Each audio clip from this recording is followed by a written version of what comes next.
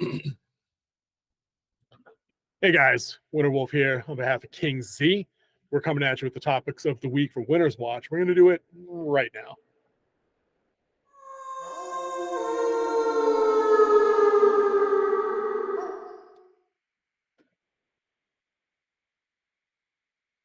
Are we doing it right now? Yeah, we're good. I just blooper reel myself. Oh, nice. Oh, that's right. Without the stream, I'm only looking at myself on the phone, so I really don't even need that, do I? You tricked me, dude. You fooled me. You tricked me. You pulled one over on the wolf. I don't even see my. Oh, there he is. Okay. All right. Wait a second. Someday I'll actually figure out when I'm supposed to see what I'm supposed to be seeing, dude. This is just trippy, not running the Discord at the same time. But anyways, dude, I see you're still in the undisclosed location up in the Great White North. Roads treated you well today, so we're starting on time. We got lots of topics to get through tonight, including a really important bonus one. I think I spoiled it for you yesterday. Do you remember what I said the bonus was? No. You don't. Good. I'm glad you don't. It's no heavy lifting. It's actually just kind of a cool thing that came up earlier in the week. A fairly big anniversary actually for the movies that we do enjoy. So we'll be thrilled to get into that when we get down there. But why don't we get rolling right away? Because I have an unexpected, I think, take on Blue Beetle. All right, one Dude. second though. As you saw in our countdown, Yeah. we're the breaking news of the passing of Bray Wyatt. We also had a really good friend who passed away that we went to high school with, and the great Terry Funk all passed away within like a week of each other. So we wanted to honor them, and I just wanted to say a word on their behalf that they'll all be missed, and that's why I did the countdown the way I did today.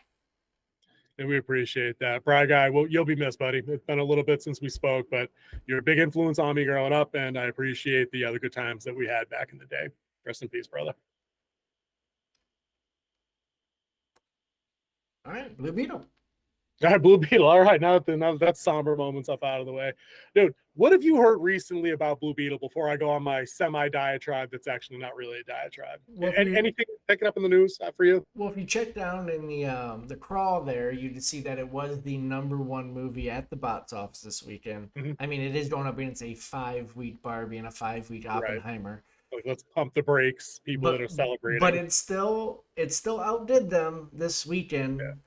I believe they won it by like a 3 million. I think 3 million put them over the top. Yeah. And they were in less theaters than Barbie and Oppenheimer as well to do that. So there is something to be said about it. But yeah, I just heard that it dethroned them at the top of the box office and nothing else. Okay. What is your take on you actually getting out to see that? Is this now squarely a wait and see HBO Max situation for you, or is this like if you're bored someday after work in the middle of the week, would you check it out on like a matinee day or like a discount Tuesday day? No, like no dice. I might, like you said, if with the movie pass and I just don't want the stuff to expire, I might go check it out. But yeah, waiting for it to come on Disney or the Max, HBO Max, whatever it's called these days. Probably was gonna wait for that, but who knows? I might go out to a theater and check it out. Because if you also look down in the crawl, you'll see that movies are coming out, and there's just not that many coming out this month that would register going to see. Yeah, I think we got all the big ones out of the way for what's considered the summer season. I think this is probably the tail end of that. I saw a funny thing on Blue Beetle yesterday. I was seeing some kids on TikTok that got reposted to Instagram and Facebook or whatever.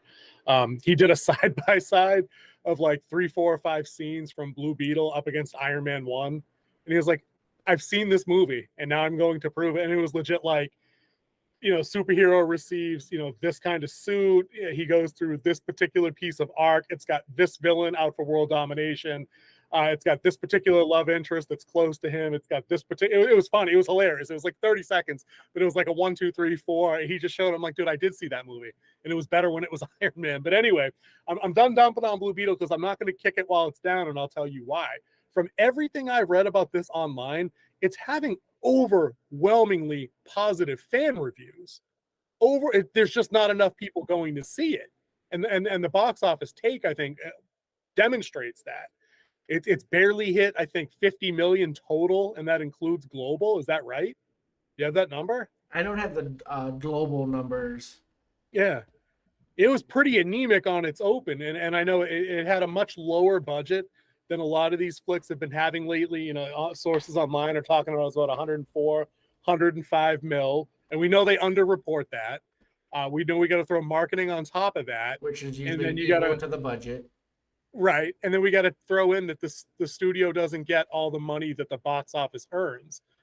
And the reason I bring that up is because we have talk out of the director and the studio heads and everything that say sequels to this movie depend on its profitability, which is a fairly common no-brainer for most of us. But there's no chance this gets a sequel, right? Like, what kind of DVD sales or direct-to-digital sales does this have to pull in to make this movie profitable? Like, it's dug a hole Mount Everest size deep.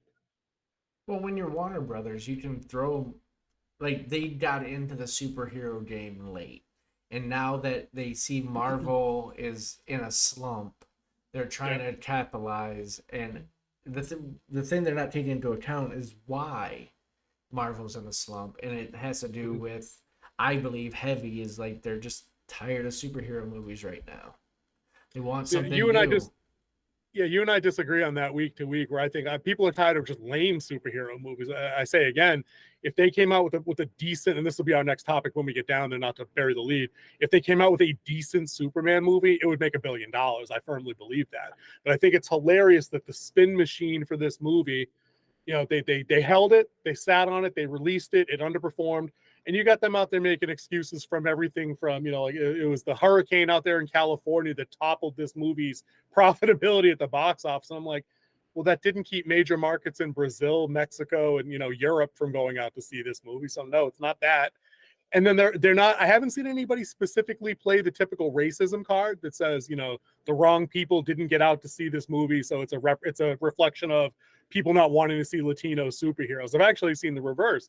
I've seen people blaming the Latino population, saying you guys had to go out to get to see this movie because it is going to limit our visibility and our representation going forward. And I'm like, no, it wouldn't, because if next year you came out with a different movie with a Latino lead and it was good, people would go.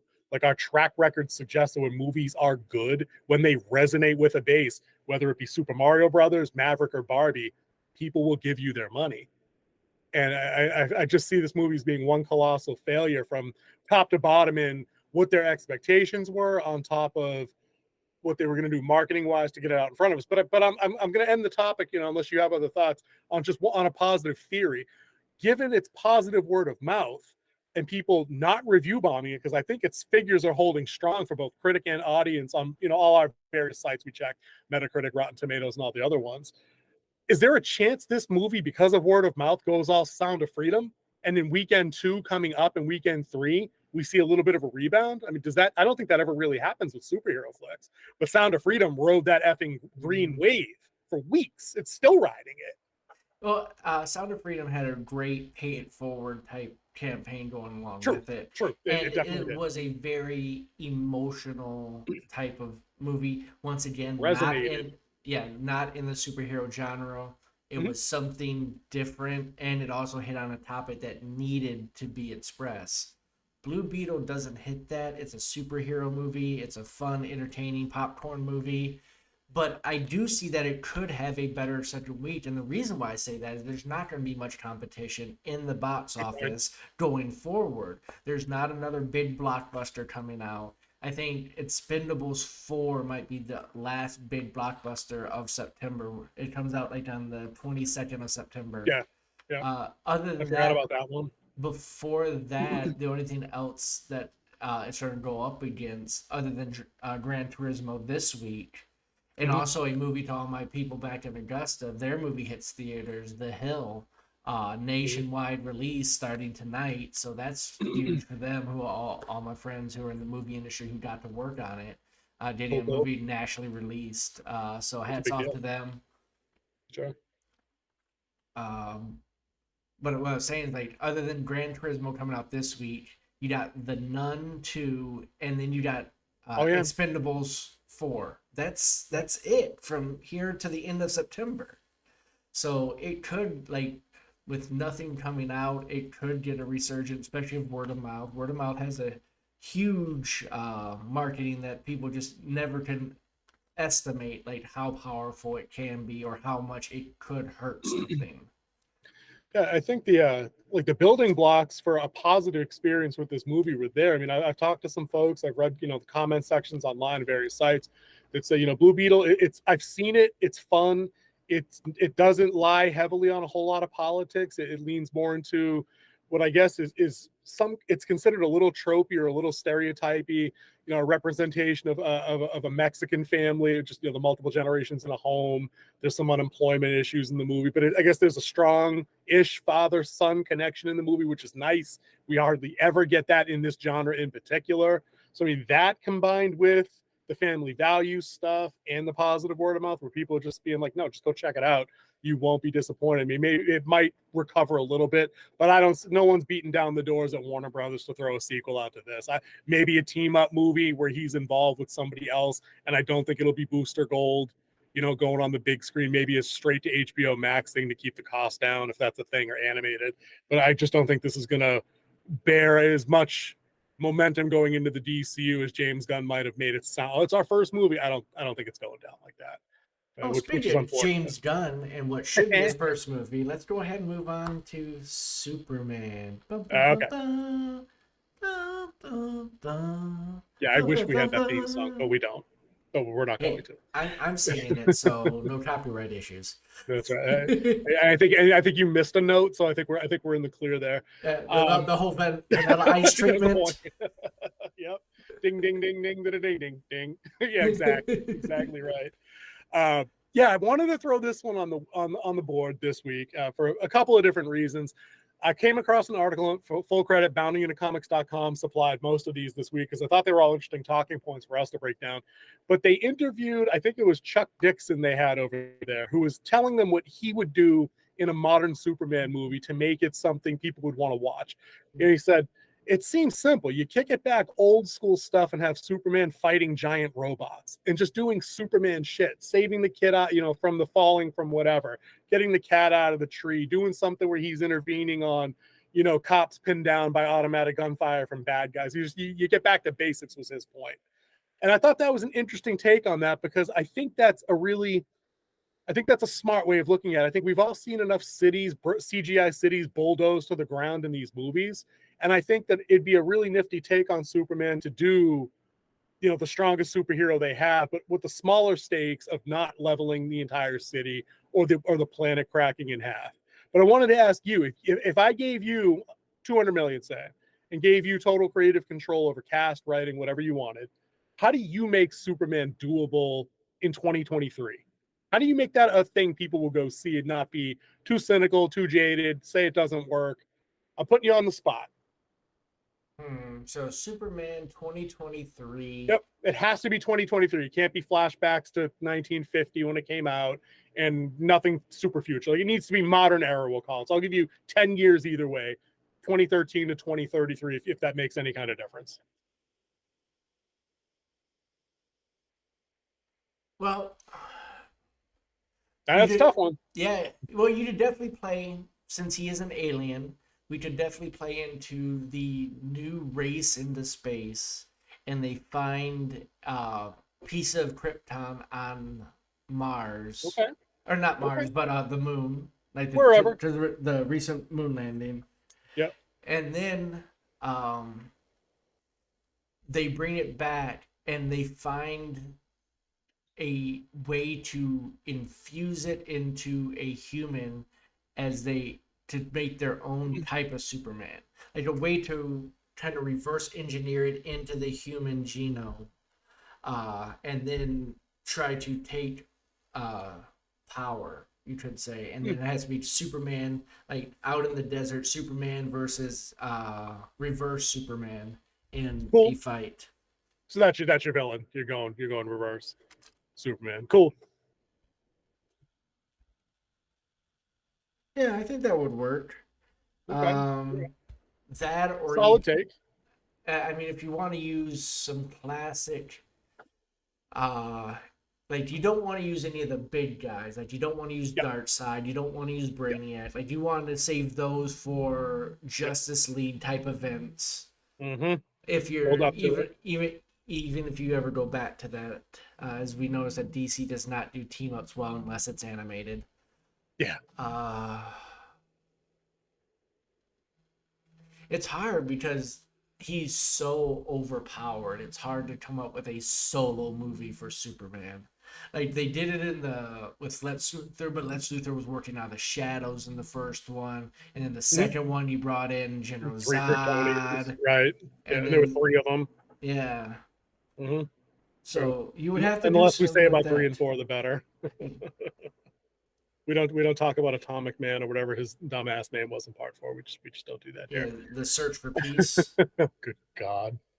Good God. Anyway, yeah, I've been thinking about this since I put it on the topic list, and I struggle in a lot of the same way. And I think it's kind of a sad commentary on our ability to tell stories present day, because we may get a little gun shy about putting out stuff that may come across as naive or a little too vanilla because of who he is as a character. I mean, at the end of the day, he is, unless they gray him up, he is fairly like two-dimensional as the good guy. He'll always do the right thing. He'll always make the right decision.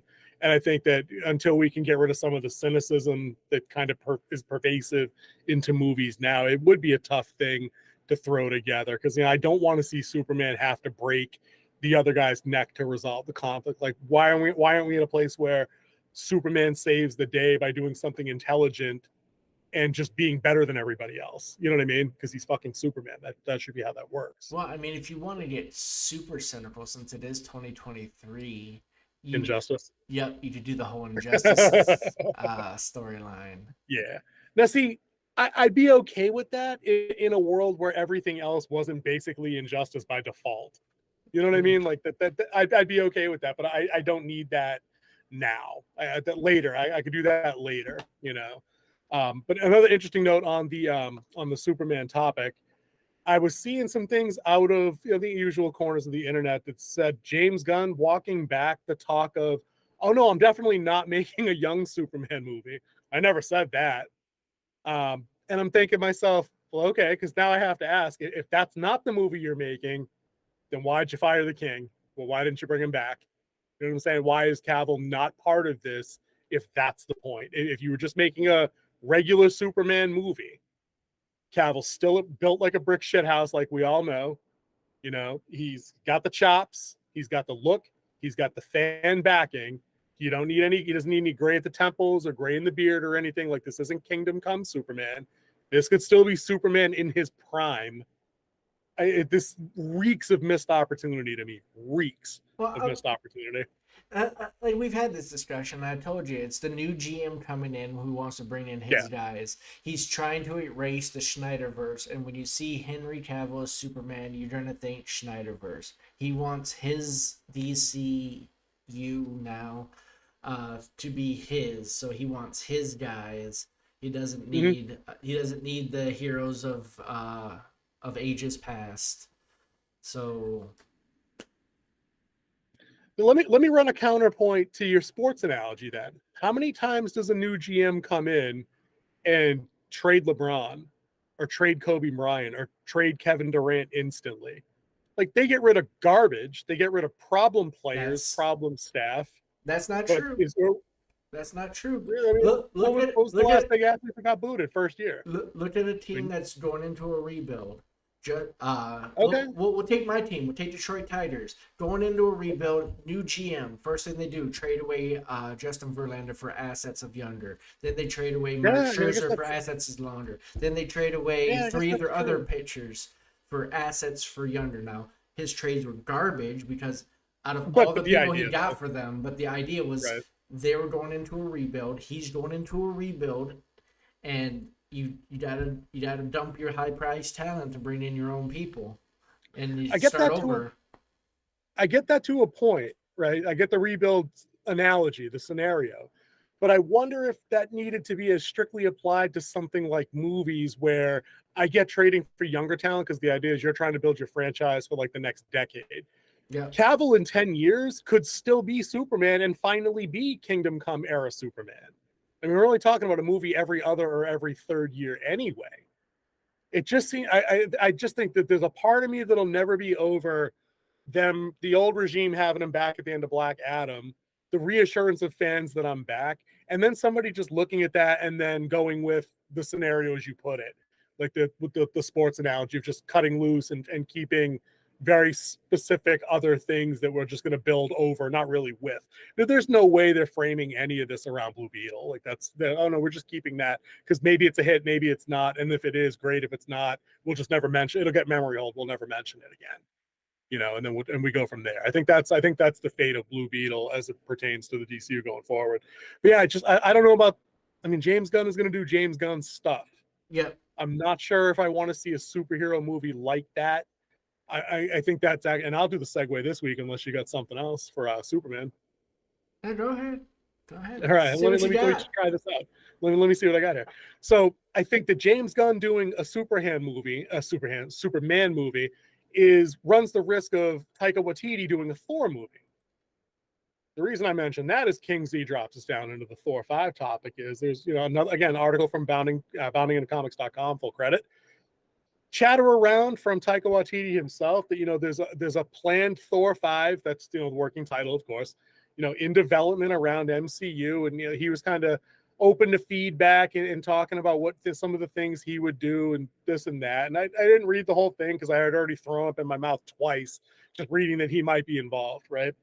But the question I wanted to pitch to King Z today, ladies and gentlemen, and if you guys have strong opinions about Thor and its Love and Thunder as opposed to Ragnarok or any of the Thor entry, let me know below, because I think that people have pretty much split down the middle on Ragnarok. The people like the more comical, upbeat rock music kind of version of Ragnarok.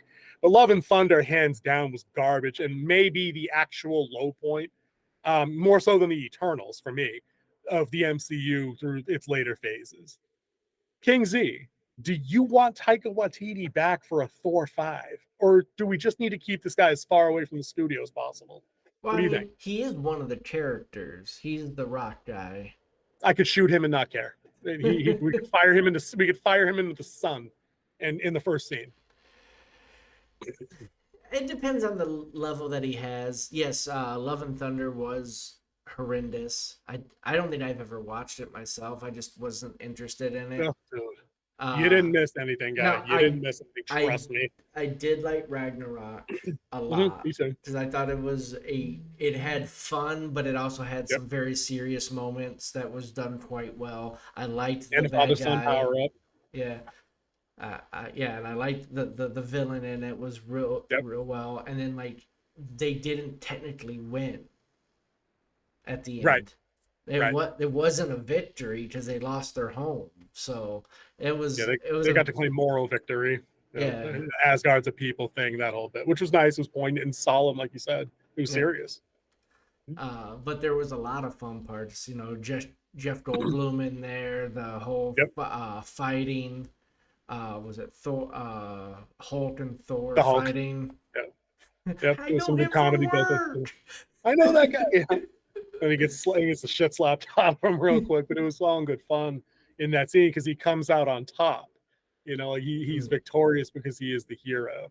He gets that scene at the end with Anthony Hopkins. That was a badass scene too. Are you the god of hammers? And he goes, yeah. And then Thor's like, I'm not as strong as you. And Odin does the slow walk away, look back over the shoulder. No, you're stronger. And I'm like, dude, that's dad's son moment. That's a Spider-Verse moment between Miles and his dad when he finally figured out how to Venom strike him, break out. I like that stuff in all my comic movies. Completely absent in Love and Thunder, man. Completely gone. If on a timeline there's 0 to that moment here, it went the other way. It dipped into negative x-axis over there. It was awful. Dude, I think Taika Waititi is a creative guy. I think he's got a wild imagination, but I think he's got some Snyder in him. I think that he's probably better directing somebody else's idea with some strict some constraints, like a leash, man. You can't do whatever dumbass crazy thing you want to do. No, you can't come with a weird tone and have references to orgies in a superhero movie that 70% of people that are going to see are kids. No, you can't do that. You don't have to stick to source, but it should resemble source, because we're getting to the point now where we're not even comparing apples to oranges for the source. We're comparing apples to I don't know, fruit pies or some shit. It's not quite the same thing anymore. It's been processed and baked and cooked and ruined and sold for 89 cents. Table talk, I don't know. Would you even be If you didn't see Love and Thunder, what would the odds be that you would pick this up as a sequel? It depends on what it was actually doing. Like if they come back to, I think how they could save Thor is turn Thor into what Thor was in the early comic books, where he gets sent back to Earth, not as, he has to prove his worth and he has to find his hammer and like prove to the hammer that he's worthy, but sent back as the doctor, the crippled doctor who needs to find himself out of like being trapped in that, and then being able to come back as the hero. I think that would be a good one because he went through a lot of soul searching. Like he wasn't really completely whole at the end of Endgame. Like I said, I haven't seen Love and Thunder, so he was still like not completely all there. So yeah, I think you bring up a good point with giving him something else to do. Like he's stuck somewhere and needs to be figuring that out and then helping people on the side to get back to where he wants to go. Because if they don't do something new, basically this dude's had like 9 Marvel appearances or whatever. And literally the only through line we have for this guy is he's 4,000 years old, but still somehow he's only really 22 and he's still trying to find himself. And I'm like, I'm good with that story. I think I like your idea for the story, but if we were going totally original, I think something like we get a different look at Thor after Endgame that it kind of just ignores Love and Thunder altogether, which would be fine by me. Where like he's gone completely hardened, and is the king of Asgard, but he's going like the isolationist route. Like he's going super protect my society first, almost kind of like paralleling kind of Wakanda a little bit in the Black Panther films, where he's like, Asgard first. I have to do what I have to do to protect my people. There are no exceptions. Like I'm bordering on Law and Order, almost into the point of being like an outright fascist. And then I have to learn to let go, and that it wasn't my fault. That the hammer throw that I should have aimed for the head, that's battle. There's nothing else I could have done. The snap was gonna like that whole thing. Like there needs to be some self-forgiveness because you've risked your life enough to earn that right to be okay with things as they happen. But yeah, I think anything except him needing to find who he is. Like I'm over that. It's tired for that character, and it doesn't give us anything new except Fat Thor, which was the worst fucking thing about early Marvel through 3 phases. Was that it was fucking retarded, dude. It was awful. You like the Big Lebowski? Dude, it was so stupid. It was beyond. Dude, you know why it was stupid? It was stupid because we have to say the same thing. Like we had to treat everything with like equal assessment. It's the same shit that I ripped on stupid characters in Rings of Power for. Like if you're an elf, if you're what's her face, if you're Galadriel and you're 3,500 years old, you're not still acting like a dickish teenage girl in the 11th grade when you're 3,500 years old, and it just doesn't happen. Like that's not how. And it's fiction, so I know I guess I can't blanket statement that, but it doesn't compute in my head. It doesn't. Like a guy in Thor's place had already learned so much and been introspective to that point that failing in that battle, I don't see it turning him into a frat boy. I see it turning him into like an angry, bitter recluse of a person that just doesn't give a shit, but that doesn't make him fat. That was comical and abusive to the character. It's stupid. That was low-hanging fruit. It was easy to do that. I guess that made it easy for Taika to do his dumbass thing after the fact, which was make him unfat but still a jackass in his own movie. Yeah, watch that sometime if you're super bored while you're out on the road. It's on Disney Plus. You know where to find it. Yeah. And then you can marvel at how awful it is. Oh, Marvel? Let's look at 3 Marvels. Did I do it twice? Did I do the thing? I did the thing, didn't I?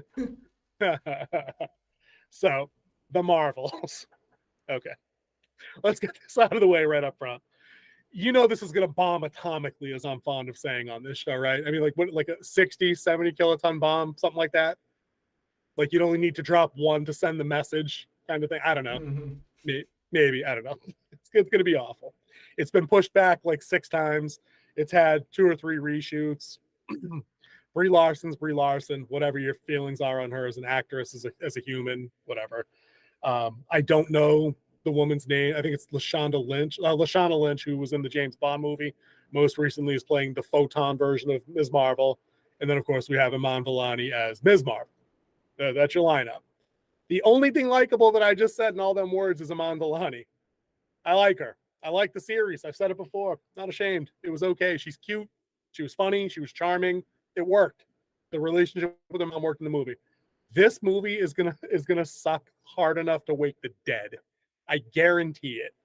And the reason I just mentioned its overall suctitude on like the Richter scale of suck being like a 9.6 is because Nia DaCosta, the writer and I think slash director of the movie, is out there trying to sell, and I get it, it's her job, the provisions under which sequels would happen to this movie. And like, could we pump the brakes for 3 seconds on sequels to a movie that was so bad, so thin the first time around that when they brought the star back to make a sequel, they had to bring in other Marvels to throw in her film? Like, what is going on here? What are these people thinking other than shameless self-promotion on her part? And I get that she must have to do an element of that to, make a career. But I mean, is there any realistic chance shit like this happens? The thing is that Miss Marvel is a great character that they have in the comic books. Like, she has real things to do in space and what she's called to do, and they're just not using it. I think what they try too hard, and what they always try to tie it back to Earth. Yeah. When they really don't need to. I mean, that's one of the things that threw Green Lantern, other than the the animated suit. Ryan Reynolds is great on that. Yeah. Don't make the super suit green or animated. There's a show, a movie that needs a reboot. I'll give you that. But yeah, no, I think you're right on this, Marvel. Continue on that point. But like, they have so many other things they could do off world, which would bring new dynamic to the universe, and then you can have them do something new that's not Earth related.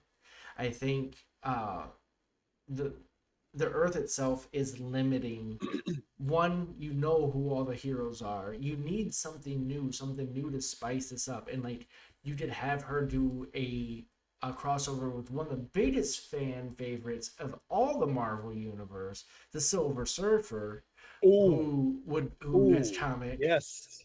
People love the Silver Surfer, yet the only time they use him is in a really bad Fantastic Four movie, which completely bombed, completely destroyed the character, destroyed his backstory of like how personal it was, that how he had to choose this, what he does for the betterment of his family, but never to be able to see them again. Yep. So at the expense of multiple planetary genocides, of course, right? Exactly. Yeah. Like, that's the cost of his decision. Yeah, and we could finally get introduced to Galactus. Like, there's so much more we can do that's outside of the Avengers and outside of Spider-Man and outside of Daredevil, that you could do in the Marvel universe that they just don't want to touch on, or they're too scared because, their comic book didn't sell. No, if you write it right, they will come and see it. It's going to be good because it's different. And what we're tired of is the same old. It's the same story told over and over again in every one of these superhero movies. DC was onto something different, but they just poorly executed it. Especially when they let Joss Whedon try to redo Justice League and make the Justice League look completely underpowered until Superman got there. It's like Justice League at 1%, and it has all the members but Superman. Yeah, and then Superman shows up, and then it's like max power. Justice League 100%. Yeah, I love that. That's a great meme. It illustrates that point perfectly. I think you're onto something with your take on Miss Marvel as a character, but I think I'd still even encourage you to pump the brakes a little bit, because I think there is a certain logic to at least being cognizant of how comic sales work around these characters. This is a character who so few people buy her book. They had to do her recent Death of event in a Spider-Man book because she doesn't sell for whatever reason. The Disney Plus show, like it or not, I think it's it's either their second lowest, or it might be second lowest now because Secret Invasion was so bad. But I think it had fewer watch minutes overall than She-Hulk. But that's also, again, coming off of, it was the first show that came off of a bad Marvel movie. I think it came out right after Eternals. I mean, there's a bunch of factors that go into that. But I think you're right. I think that a jump start is absolutely needed to get people back into these kind of projects. And I think the way to go, so you can get Ms. Marvel doing that kind of stuff, is figure out a way to do it, but not for $300 million. I get that puts kind of a creative damper on getting her into space to doing that. But I mean, maybe there's just a way to have a quick bit of space, and then wherever she ends up is just shot on Earth and not, all green screened and other shit. I don't know. I don't know. We'd have to think about it. We'd really have to put our minds together to figure out how to do it. But I mean, if they could get a budget on the books of like $1.25, $1.50, and not 300 million, and then marketing and all the other shit we throw in, then the risk seems a little bit more manageable. Will it carry? I don't know. Blue Beetle didn't carry, but again, there's a complicated web of variables that impact how these movies perform, relative to one another, because nothing happens in a vacuum. You know what I mean? If they bring out a banger of a movie, but then COVID, election variant happens right on top of it. I mean, The Dark Knight doesn't do well in a COVID environment. You know what I mean? Barbie wouldn't have done well in a COVID environment. So I mean, it's tough. I guess you got to hedge some bets, but I think you're right. I think they need to get creatively outside the box. Maybe they start with a couple of things people know if they're going the reboot way. Like if you're going to do Ms. Marvel in a movie by herself, maybe you do have to pair her with a younger Spider-Man, kind of not like necessarily like a teen romance kind of thing or a teen comedy, but I think you do have to have something recognizable in there to get the normies to go check out your project. I don't think she can do it standalone. The series didn't. Now, there is one more Mrs. Marvel that they have not introduced yet. And if you know who I'm talking about, it could lead to the launch of a whole new franchise. Do you know who Mrs. Marvel is? I don't think I do. Get me up to speed. She's better known as Jean Grey. I think I did know that somewhere down the line. That would be an incredible move. When she first, of the original 5 X-Men, that was what she was called, Mrs. Marvel.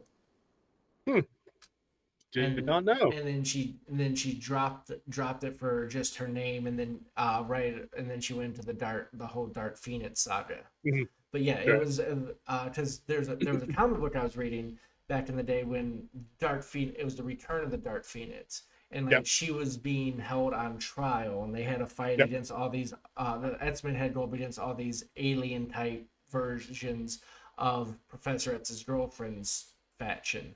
And she put on the old Mrs. Marvel outfit, and that's when Cyclops was like, "Oh, you're putting on the Mrs. Marvel outfit." All right, cool. That's a little bit of throwback history right there. Nicely done. That is cool. They could bring her in because that might be the tie-in to what you keep talking about that you'd like to see with the X-Men coming on board. Yes, because they Fantastic own the Four coming on board. Use it's right there. them. It's right there. That's right there. Can't argue with that. I mean, I guess that's just how sometimes they do things, is that the obvious road is in front of them, but they're going to want to do the Marvels and insist upon sticking in a divisive figure in one regard, a very limited unknown in another regard. I've seen the trailers. It seems really dorky. It doesn't seem like anything I'll enjoy. I think that it's going to be one more example of it got pushed back and rewrote. Budgets ran over. Effects are going to be garbage. I think they've been wise to keep Brie Larson out of the media leading into this and not having her be the focal point of the 2 trailers that I've seen. I think that was probably pretty slick. But I also don't necessarily think that, again, like directors coming out and telling me this is going to be a deconstruction of Brie Larson's Ms. Marvel, like of Captain Marvel. Like, I don't care. Or them coming out and telling me that, this is different than every other Marvel movie because it's going to bring a fun atmosphere back to the MCU. I'm like, when the fuck wasn't it dorky, funny, and too overly joke-ridden? Like, it's been that for like 3 years. That's a sticking point for a lot of people because we don't want that. We kind of want the seriousness back. I mean, I went back and I was watching a clip from The Dark Knight, not The Dark Knight, but Batman versus Superman. And it was actually really well played. I mean, overall, the movie was kind of dumb, and like the reason why they was mid at best. Yeah, but there was the really great scene of when Bruce Wayne and Clark Kent went up against each other as their alter egos, and like questioning each other at that party. And it's like, and then like Bruce Wayne's like, well, it might just be the Gotham in me, but we have a problem when people dress up like clowns and try to Yeah. call themselves heroes. Yep. Dude, that was it. Again, it had flashes of that in there for sure. In a very average to slightly below average movie in my opinion. But I think you're right. I don't need these guys to go, full 40K like grimdark in a Marvel universe. I don't think that's anything that is bankable that most people would enjoy either. But I mean, could we go 5 seconds without the joke to ease like dramatic tension? One of the things that was really great about Spider-Man No Way Home is every time something serious happened, there was no fucking joke. Like Aunt May gets shot down, no joke. You know what I mean? Tobey Maguire gets shanked in the back by the Goblin at the end, no fucking joke. Like the moment's allowed to stand by itself for all its seriousness. And that's refreshing that they can do that.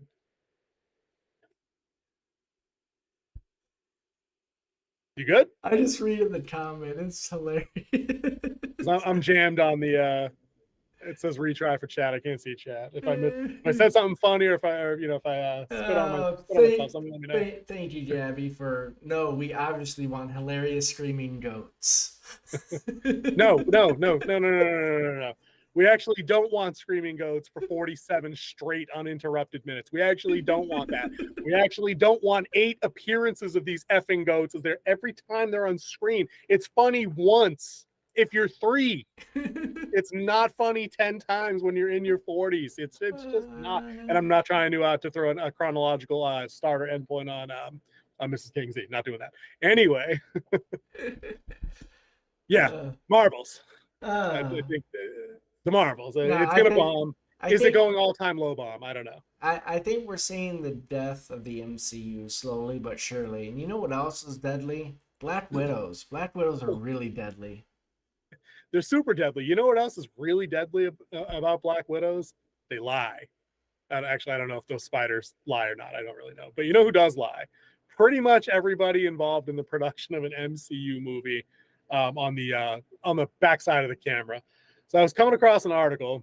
Somebody interviewed David Harbour, who we all probably know and love as Hopper from Stranger Things. I think the article was on Collider, and I think that one was from my Collider list. Let me check here. Yeah, he's also in that upcoming movie, Gran Turismo, which is set for release. He was really good today. I still haven't done my review of that, but he was really good in that. He kind of played a version of Hopper in that, and I think it really worked for the role. But Hopper in Black Widow, total disclosure, I didn't see Black Widow because I knew that phase was going to suck, and I avoided everything in it.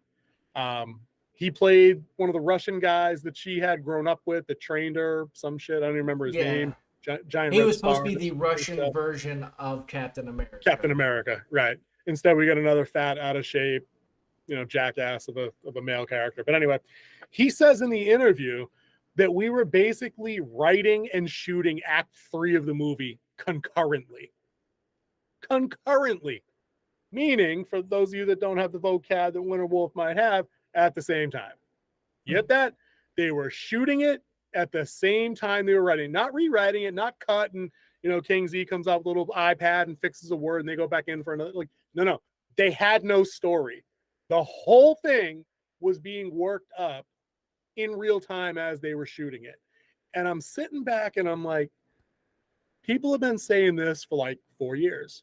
That we can see, like, when you can see the machinery, when you can see the strings that are making the puppets dance, there's a problem. But they deny, NDA, whatever, deny that these are the things that are happening and these are why their budgets are exploding. Did you see Black Widow? I did see Black Widow eventually. Yeah. Did you think was Act 3 a high point or a low point in the movie? Was it noticeable to you at all with the trained eye that you have? I didn't see. It wasn't as blatant as it was in World War Z. World War Z, you can literally see where they took the left turn and the new writer came in. In fact, you could break that right off and just connect those pieces. It was that distinct. Now, when it comes to a movie, there are a lot of rewrites that happen while they're shooting. Like, there's a lot of times where, like, the writer's there and he's like, I need to find a place. I got to put some lines down for tomorrow and stuff like that. So it does happen. So that could be a thing that would happen in a film like that. Like they might have the beat points, but not how have it all ironed out of where they Mm, want to go, because it didn't look like it was completely offbeat of where it was going. Maybe a quick turn of the female assassin at the end, mhm. like that could have been, because that looked like she that kind of changed a little bit, her Yeah. dynamic changed a little bit, but other than that, the beat points were still on point of where they would be. So I don't see it as too much of, I think it should have been more of a type of flashback of the, like, her start off with Natalia telling the story and Mm. opening, and then seeing someone open a book or grabbing something or walking, and then do the movie, and then find out that it's her sister walking or reading, or like Uh, her adopted sister yeah, walking, it might have worked and out better. yeah, and have it more of like a memorial to Black Widow. I think that would have made the movie a little bit better. And I also would like to know whatever the cheat code she had so she didn't take fall damage. Oh yeah, I've never seen that. I haven't seen the movie, but I've seen that part. That's for damn sure. Um, yeah, I mean, I read over Harbor's comments a couple of times, and I get what you're saying about rewrites being, standard practice, and reshoots being kind of a standard practice. But I think that given the general sloppy quality of later phases versus earlier phases, we've seen degradations in how story works. We've seen degradations in the VFX work. It wouldn't surprise me if he was borderline literal to the statements that he made, and that whatever script they started with was 1,000,000% different by the end, after they actually got there and got to work and started shooting scenes. And that maybe they didn't have, maybe they might have had a general idea that there was going to be a big turn at the end from one character to the other, but maybe they didn't have a whole lot of those things laid down. And that's why these things run so far over cost, is that because nobody has any clear direction, they kind of wing it. And if it doesn't work, they just think that they can etch a sketch it clean, you know what I mean, shake the tablet and go back and try again. And I think there's a little bit of evidence to that, because we got to remember Victoria Alonso, who they booted like a year ago, who was in charge of the VFX side of things, like she ended up falling on the sword for running up costs after complaints from the various studios that they outsourced, who complained that they were that she was running them ragged, without clear guidance and with, mandatory touch-ups and reshoots and reversals of decisions they made. There are a few of those folks that are on like record as saying that they didn't have a plan, and that the one thing we did wasn't remotely how we started, and that end products were completely tonally, I don't know. It just seems like it's maybe Harbor was playing nice, but I think a lot of statements are now being made by these actors as they get further away from the release of these projects, where they're starting to let the veil slip a little bit, and we're starting to get a more honest interpretation of what's going on. Yeah, and like I said, the best thing that could happen to Marvel and Star Wars is that Disney sells them to another studio.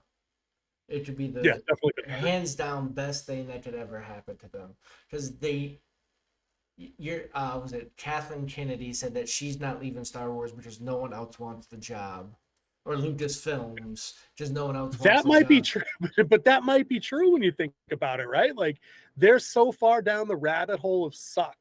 They have such there's legions of people that hate what they've done.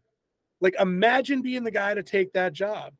You're dealing with the political pressures of the agendas that they have. You're dealing with, shit fan response to like everything you put out. I mean, like the next person that takes that job is like probably doesn't make it a year, I Yeah, would think. and one of the things that the person who's taken over these jobs, because like I was going to say Kevin Fogarty, he needs not to go because he does run a tight ship, but he needs some new idea people with him. He needs to recycle his idea people just to get some fresh takes on some of these IPs that they do still own of the That's Marvel not a bad idea. universe. Just recycle, get some new, fresher ideas in there. You have so much you can go on. Uh, but one of the things that to save Lucasfilms and Star Wars in general is you need to go back and just kind of take what you have and make something that makes money. Forget about everything else and make something that just makes money. And how do you make money? You appeal to a wide fan base and not a Right. narrow demographic. A Right. wide fan base where everybody can come and enjoy, and not try to just single Yep. out a topic or a hot button issue. You make a sci-fi movie. You can make it whatever you want. Sci-fi is not real, people. It's not real. It's not based on Earth. You can have Nope. some fun with it. Yes. And I mean, Star Wars of anything, like you have different alien races. You have and they have all sorts of different jobs. I mean, it's probably one of the most inclusive things you can have. You just got to get away from certain issues and stay true to the source, true to your fan base, not completely be controlled by your fan base, because Right. fans do ruin things. Because, And oh fans can be no, dumb and not understand how things oh, work. so true. I mean, Yeah. going back to my sports analogy, because I love sports so much. Now Uh, here it comes, people. Buckle up. so Buckle up. KZ Sport Minute starts now. So you ever watch a NFL draft, and then you have the talking heads and everyone runs their fantasy drafts of like who people should pick, and all of a sudden, as soon as a team doesn't pick who the experts think they should pick or who you thought they should pick, whoa, they reach. What are they doing? It's like, don't you think the person in the room who has 75 scouts who spend their whole year chasing down these athletes and watching every minute of game film know what they're doing?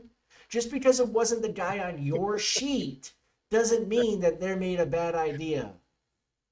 Now, sometimes these GMs try to be the smartest person in the room, Yeah. and they That's when pick you get someone bust. who should, and that's how you end up with Mitch Draft Trubisky going before Aaron Rodgers. Yeah. Fact. Fact. But sometimes you just have to sit back and let the guy who's in the room with the scouts do what they do. And this is the same thing that happens with franchises like Star Wars, Indiana Jones. Like, some people might not like something and they get all vocal because it's not what they would do. But overall, the movie could still be good if you just got off your own bias.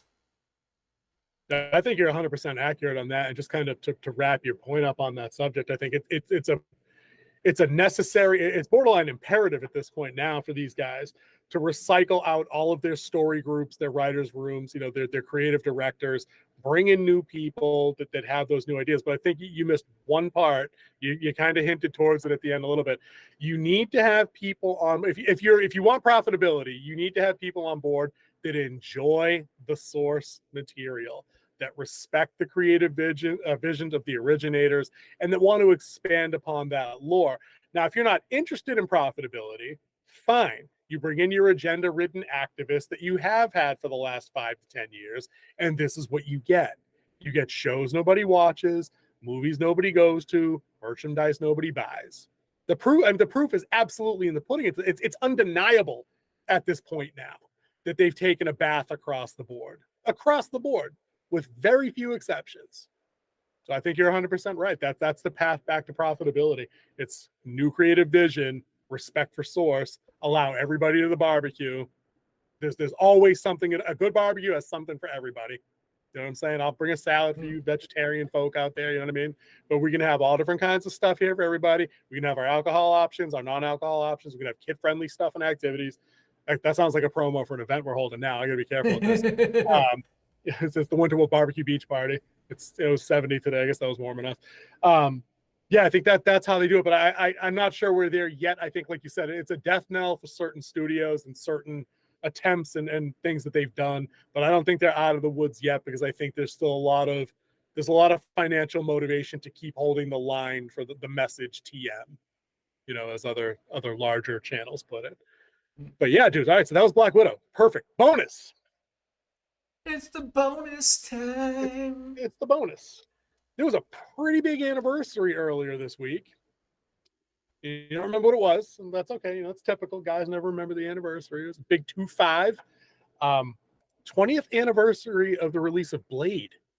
Believe it That's or not. right. How old are you? How old are you now? You know? If you Yeah, go and back, the it hurts. CGI in that movie doesn't hold up either. Like Only for the blood effect at the end yeah, the blood effect at the end. That's for the god. Yep, after he but changes. I mean, there wasn't much CGI in it to begin Right. with. That was like the main CGI shot was the blood Yeah, god at the end. it was and it was only when he cut his arm off and shit, and like, yeah, it was Mm. that was it. But let's talk for Blade a couple minutes. We're good on time today for a change. It's nice. Dude, Blade, I like honestly, there's obviously there was superhero movies for the 60s, 70s, 80s. We've always had them, they've always been around. Blade literally made it possible for the MCU to happen. And I don't know if that's a hot take or not. If Blade 1 bombs, I think studios are off of superhero movies for another 10 years. You got to remember, the last thing that happened before Blade was fucking Batman and Robin. You get that? Batman and Robin. Was Batman and Robin before Yes. Blade? Oh. Yes. And that basically derailed Batman until Nolan showed up. It derailed. It would have derailed all of superheroes, unless for Blade. Blade came out, and I remember people going to see this, and people were absolutely knocked over by how cool it was. It was 90s stylized with like the black trench coats and the leather, the stupid sunglasses, the techno music. Dude, that first scene at the rave at the beginning, all-time banger of a movie opening. All time. If we do all-time movie openings in a draft format for the show, that's my number one. I'll say it now. I'll blow the load on that now. It was that scene where Blade shows up to rescue the kid from getting hacked up by like 100 of them, and he just destroys them when he shows up. Super effing cool. Wesley Snipes at his best, kicking ass. He was in his prime in the first two of those movies. He was definitely in his prime during that. Like everything was getting Wesley Snipes, and I mean, he had Demolition Man around the same time. Oh yeah. Murder at 1600. Then he had the Blade. 57.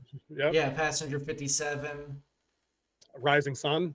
I think that was him and Connery. I think was right around that early 90s, mid 90s. Yeah, so leading into Blade. Snipes was in everything back then. But the Blade movie just slayed because they. Again, I'm not an expert on Blade lore, so please nobody quote me, but feel free to drop it in comments if you're around. About the Blade movie versus the comics that go back. Because its character was introduced in like 1975. It wasn't a new invention. He was introduced in Spider-Man. Oh, really? Was he one of the was he a Spider-Man villain, or was he a semi-anti-hero? He was coming in. So there was he was coming after Morpheus. Morpheus is a Spider-Man villain. Oh, Morbius, the living vampire. Gotcha. I was like, Morbius. Wait a minute, hold on. And how he actually came to, he was actually a student studying with Peter Parker at the university. He gets his hands on Dr. Connor's neutrons machine. If you know who Dr. Connor's, and he's the lizard. Yep. And he built this laser machine to help try and do splice genomes. He used it to splice his genome with a bat, helping to help cure blindness and stuff like that. He morphed into a bat. When he did that, that's what Blade showed up. Blade comes a knocking. Yeah, and then Spider-Man technically does fight with Blade because he's trying to kill him, where Spider-Man's trying to redeem him. Right, and again, that's classic motif and character work that's so missing in the crap we get today. Let me cut you right there just for a second, because I'll draw this parallel to Star Trek, because I think this is what's missing from all the new Trek. Right now, as you just described, you have Blade and Spider-Man that have a similar objective, but they have different viewpoints on it. They both have to stop Morbius from going ape shit and killing people. But the one guy will take him down by any means necessary, and the other guy is on a path, like you said, to redeem him. It's in line with their characters. There's a level of I'm going to put this on a shirt. Subtlety and nuance here. They have conflicting goals, even though the objective is the same thing. And that's what's missing. That's what's missing from all our new stuff. That's one of the things that Star Trek used to do so well, is if they wanted to touch on a contemporary political issue like election integrity or slavery or capital punishment or abortion or whatever, they give you a glimpse into both persons' mindset on the opposing sides and try to get you to see it from each way. And then they'd resolve the episode however they want to. And it usually involves some kind of compromise. Now we only get one side of any issue presented. and we don't get any headspace from the other side to see what the conflicting viewpoint is, because Blade does have a motivation for wanting Morbius to not be around. His entire backstory is built around losing people to vampires.